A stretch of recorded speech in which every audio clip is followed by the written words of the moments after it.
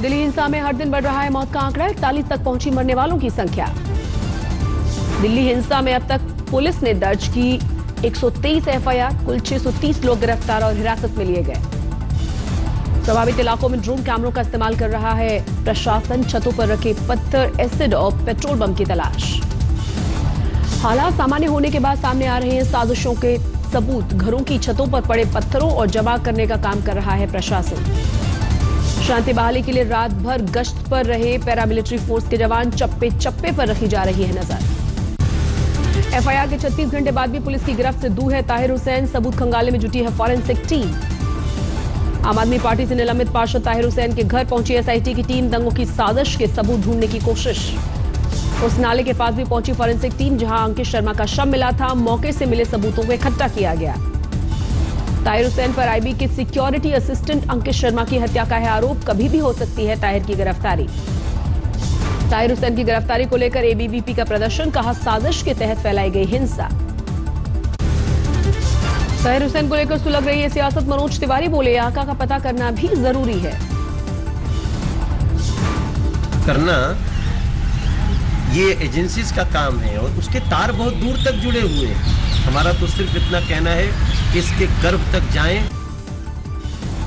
दिल्ली के भावी commissioner SN Srivastava ने किया हिंसा प्रभावित इलाकों का दौरा, लोगों से कानून व्यवस्था का पालन करने की अपील की।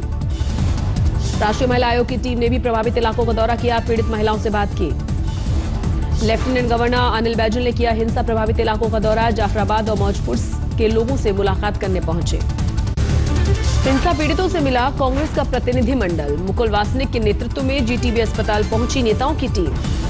हिंसा प्रभावित इलाकों में पुलिस ने किया फ्लैग मार्च, सुरक्षा का भरोसा पैदा करने की। पुलिस ने हिंसा प्रभावित इलाकों में शांति का दावा किया, कहा शुक्रवार को नहीं आई कोई भी शिकायत। दिल्ली की हिंसा में जिनके घर जले उन्हें 25-25 हजार की अंतरिम राहत देगी केजरीवाल सरकार, बेघरों के लिए रैन बसेरों में रहने का इंतजाम। जिन लोगों के घर पूरी तरह से जल गए हैं या सब्सटैंशियली जल गए हैं, काफ़ी जल गए हैं, तो कल दोपहर से 25-25 हजार रुपये कैश ऐसे लोगों को हम on the spot x gratia relief हम देना शुरू कर दें। दिल्ली हिंसा को लेकर सुलग रही है सियासत, बीजेपी ने कांग्रेस के राजधर्म वाले बयान पर किया पलटवार। और सोनिया जी, मुझे आपके राजधर्म पर एक सवाल आपसे पूछना है कि जब शाहीन बाग में बच्चों को प्रधानमंत्री के खिलाफ हिंसा के लिए उकसाया जा रहा था, कांग्रेस अध्यक्ष सोनिया गांधी ने गुरुवार को मोदी सरकार पर किया था हमला, राजधर्म की नसीहत दी थी। रविशंकर प्रसाद के बयान पर बिफरी कांग्रेस, कहा दिल्ली में जो हो रहा है वो बीजेपी का राजधर्म है। They believe Rajdharm is to see what's happening in Delhi or what's happening in any part of the country. Delhi हिंसा को लेकर गृह मंत्री अमित शाह का निशाना, भुवनेश्वर की रैली में कहा लोगों को उकसा रहा है विपक्ष। विपक्ष के लोग भ्रांति फैला रहे, लोगों को उकसा रहे, दंगे करा रहे। सीए के माध्यम से किसी की नागरिकता नहीं जाने वाली। अमित शाह के बयान पर कांग्रेस आग बबूला, कहा गृह मंत्री को लेनी चाहिए हिंसा की जिम्मेदारी।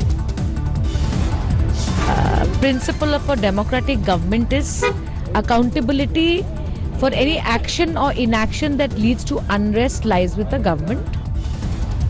आम आदमी पार्टी ने कपिल मिश्रा को लेकर बीजेपी को घेरा, कहा गिरफ्तारी से क्यों दूर हैं भड़काऊ भाषण देने वाले। गांधी परिवार, ओवैसी बंधु और मनीष सिसोदिया पर भड़काऊ भाषण का आरोप, दिल्ली हाईकोर्ट में 2 याचिकाओं पर सुनवाई। हाईकोर्ट ने भड़काऊ भाषण को लेकर दाखिल याचिका पर सरकार और पुलिस को भेजा नोटिस, 13 अप्रैल को फिर होगी सुनवाई। गांधी परिवार पर भड़काऊ भाषण वाली याचिका के बाद सियासत, बीजेपी ने साधा निशाना। बात का बतंगड़ बनाया, किस तरह से इस बोगस बैशिंग ब्रिगेड ने झूठ को पूरे गलत तरीके से लोगों तक परोसा और लोगों को प्रवोक किया। बीजेपी के वार पर कांग्रेस का पलटवार, कहा भड़काऊ भाषण देने वाले अपने नेता को बचा रही है सत्ताधारी पार्टी। शिवयार में इलाके में बुजुर्ग दंपति ने दंगों में खोया अपना घर, दंगाइयों की भीड़ ने घर को आग में झोंका। शिवयार के एक परिवार ने हिंसा में खोया अपना बेटा, गोली लगने से हुई थी 26 साल के राहुल सोलंकी की मौत। हिंसा के बीच यमुना विहार इलाके में एक परिवार ने दिखाई थी हिम्मत, बच्चों को 10 से 12 फीट ऊंची छत से नीचे लटका दिया। हिंसा भड़कने पर पड़ोसियों की मदद से बच गई थी बच्चों की जान, सुरक्षित जगहों पर पहुंचाया। दिल्ली में रहने वाला बुलंदशहर का एक युवक भी हिंसा के में भेंट चढ़ा, पैतृक गांव में किया गया सुपुर्द खाक। सीपीआई नेता कन्हैया कुमार पर चलेगा देशद्रोह का केस, दिल्ली पुलिस की स्पेशल सेल को केजरीवाल सरकार की मंजूरी। कन्हैया कुमार के अलावा उमर खालिद और अनिर्बान समेत 8 और लोगों के खिलाफ देशद्रोह का केस, जेएनयू में देश विरोधी नारेबाजी का है मामला। देशद्रोह के केस पर कन्हैया कुमार का बड़ा बयान का फास्ट ट्रैक कोर्ट में होनी चाहिए सुनवाई ताकि सच सामने आए। फास्ट ट्रैक कोर्ट का गठन करके स्पीडी ट्रायल करके तुरंत इस पे जो है न्याय को सुनिश्चित किया जाए। इस मामले पर शुरू हुई सियासत, मनोज तिवारी ने सरकार के फैसले का स्वागत करते हुए साधा निशाना। पीएम मोदी के प्रयागराज दौरे का जोर शोर से तैयारियां शुरू हुई, 27,000 दिव्यांगों को बांटेंगे उपकरण। चित्रकूट जिले में बुंदेलखंड एक्सप्रेसवे और पेयजल योजनाओं का शिलान्यास करेंगे पीएम मोदी, जनसभा को भी संबोधित करेंगे। चित्रकूट से ही पीएम मोदी देश भर में 10,000 किसान उत्पादक संगठनों की शुरुआत करेंगे, किसानों की आय बढ़ाने का है लक्ष्य। लखनऊ पहुंचे राम मंदिर ट्रस्ट के चेयरमैन नृपेंद्र मिश्र, सीएम योगी से मुलाकात की। कर्नाटक के कृषि मंत्री बीसी पाटिल का विवादित बयान, कहा पाकिस्तान जिंदाबाद का नारा लगाने वालों को गोली मारने का नियम बने। निर्भया के दोषियों की 3 मार्च को फांसी में फिर से रोड़ा डालने की कोशिश, पवन गुप्ता ने सुप्रीम कोर्ट में दाखिल की क्यूरेटिव पिटीशन। फांसी की सजा को उम्र कैद में बदलने के लिए पवन गुप्ता ने दायर की है याचिका, पवन की याचिका से फांसी की तारीख फिर से टलने की आशंका। पुलवामा मामले में एनआईए को मिली बड़ी कामयाबी, कश्मीर घाटी से जैश आतंकी शाकिर बशीर गिरफ्तार। शाकिर बशीर पर आतंकवादियों को पनाह देने का आरोप है, 15 दिन में एनआईए की कस्टडी में भेजा गया है शाकिर। पुलवामा आतंकी हमले का मास्टरमाइंड कामरान उर्फ गाजी राशिद का मोबाइल बरामद किया गया, मोबाइल से मिला बॉम्ब बनाने का वीडियो। पाकिस्तान के सिंध प्रांत में एक और धर्म परिवर्तन का मामला, 2 हिंदू लड़कियों को जबरदस्ती एक मौलवी ने बनाया मुस्लिम। यूपी के देवरिया में एसओजी ने 2 लड़कियों समेत 3 रिवॉल्वर्स को अरेस्ट किया, सोशल मीडिया के जरिए भेजते थे सॉल्ट पेपर। गुजरात के नर्मदा में परिवार संग घूमने पहुंचे बॉलीवुड सिंगर अदनान सामी, कहा प्यार मोहब्बत की कमी से हो रही है हिंसा। सड़क पर टॉयलेट जाने पर अब लखनऊ प्रशासन लाउडस्पीकर से करेगा अलर्ट, खुली जगह पर टॉयलेट करने पर वसूला जाएगा जुर्माना। बरेली में हिंदू युवक को मुस्लिम युवती से प्रेम विवाह करना भारी पड़ा, जान के दुश्मन बने परिजन, वीडियो वायरल करके सुरक्षा मांगी। अगले साल हरिद्वार में होने वाले कुंभ मेले की तैयारियां शुरू, लेजर लाइट के जरिए बताई जाएगी हरिद्वार की महिमा। कोल्हापुर में अनोखे चिकन फेस्टिवल का आयोजन, लोगों के मन से कोरोना वायरस का डर निकालने की कोशिश। महाराष्ट्र के औरंगाबाद में रिक्शा चलाने के नाम पर लूट की घटना सीसीटीवी कैमरे में कैद हुई, पुलिस ने आरोपियों को पकड़ा। कुल्लू में ताजा बर्फबारी से लौटी ठंड, पहाड़ों पर फैली बर्फ की सफेद चादर। राजस्थान के झुंझुनू में मारपीट के दौरान आरोपियों ने हवा में लहराई पिस्टल, वायरल हुआ वीडियो। बहादुरगढ़ में केमिकल फैक्ट्री में बॉयलर फटने से 3 मजदूरों की मौत हुई, करीब 26 लोग घायल। फरीदकोट में कर्ज की भेंट चढ़ा एक और किसान, जहरीली दवा खाकर खुदकुशी कर ली। यूपी के सोनभद्र में पत्थर खदान में काम करने वाले मजदूरों पर गिरा पहाड़, 4 मजदूर गंभीर रूप से घायल हुए। पटना पुलिस ने एक तस्कर को गिरफ्तार किया, तस्कर के पास से 2 किलो ब्राउन शुगर और 90,000 रुपए बरामद। दिल्ली पुलिस ने विकासपुरी में कुख्यात लुटेरों को गिरफ्तार किया, हथियार और मोबाइल भी बरामद किए गए। मुंबई के बलाड में 2 शातिर अपराधी गिरफ्तार, पुलिस अधिकारी बन बुजुर्गों से गहने और पैसे ऐंठते थे अपराधी। धार पुलिस ने 5 बदमाशों को पकड़ा, डिप्टी कलेक्टर की गाड़ी में तोड़फोड़ और कर्मचारियों से मारपीट का है आरोप। लखनऊ में युवती का शव मिले से हड़कंप मचा, जांच में जुटी है पुलिस। राजस्थान के भरतपुर में नाबालिग छात्रा ने हॉस्टल के रूम में फांसी लगाकर जान दी, जांच में जुटी है पुलिस। गाजियाबाद पुलिस ने जब्त की 5 लाख रुपए की अवैध शराब, एक आरोपी भी गिरफ्तार।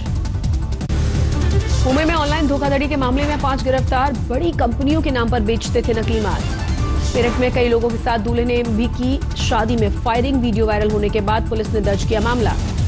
मुजफ्फरनगर के शामली बाईपास पर चलते ट्रक में आग लगी, लाखों का सामान जलकर हुआ खाक।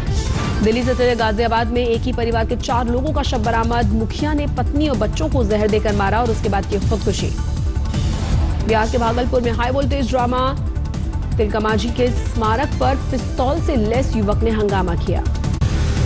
क्राइस्टचर्च में पहले खेलते हुए भारत ने 80 के स्कोर पर गंवाए 2 विकेट, मयंक अग्रवाल और पृथ्वी शॉ लौटे पवेलियन। पृथ्वी शॉ ने खेली 54 रनों की 23 पारी। बोल्ट और जेमिसन ने झटका एक विकेट। टॉस जीतकर पहले बॉलिंग कर रहा है न्यूजीलैंड। बारिश की वजह से देर से शुरू हुआ मैच। ईशांत शर्मा की जगह उमेश यादव को मिली टीम में जगह। 45 टेस्टों में झटके हैं 142 विकेट। दुबई में होगा एशिया कप। बीसीसीआई अध्यक्ष सौरभ गांगुली ने किया ऐलान, भारत पाकिस्तान में होगा महामुकाबला। सरकार ने जीडीपी आंकड़ों में किया है बदलाव। सुस्त हो गई विकास की रफ्तार। तीसरी तिमाही में जीडीपी ग्रोथ रेट 4.7% पर रहा।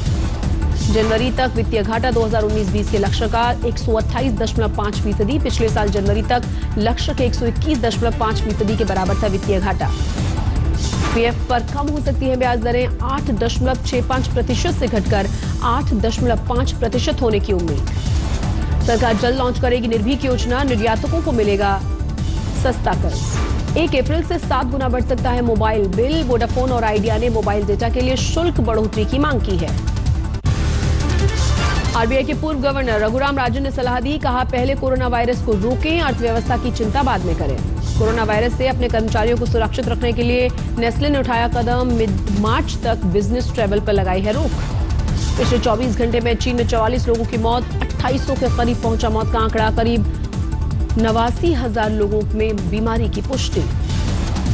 दक्षिण कोरिया पर लगातार कस रहा है कोरोना का शिकंजा। 2000 के पार पहुंची मरने वालों की तादाद। कोरोना ने ईरान में 34 लोगों की जान ली। अब तक करीब 400 लोगों में बीमारी की पुष्टि। आग की चपेट में आया पेरिस का एक रेलवे स्टेशन। दमकल की 20 गाड़ियां आग को बुझाने में जुटी। ब्राजील के मरानो तट से छोड़ा गया जहाज हादसे का शिकार हुआ। समुद्र में डूबा जहाज, सभी लोग बचाए गए। पेरिस में थिएटर के बाहर पुलिस और प्रदर्शनकारियों में झड़प हुई। रेप के आरोपों से घिरे डायरेक्टर की फिल्म का कर रहे थे विरोध। इडलिब में रूस और सीरियाई फौज ने तेज की बमबारी। टर्की की फौज के 33 जवानों की मौत हुई। रूस में एक शख्स ने बर्फ के करीब 180 मीटर नीचे तैरकर बनाया रिकॉर्ड। गिनीज बुक में दर्ज हुआ नाम।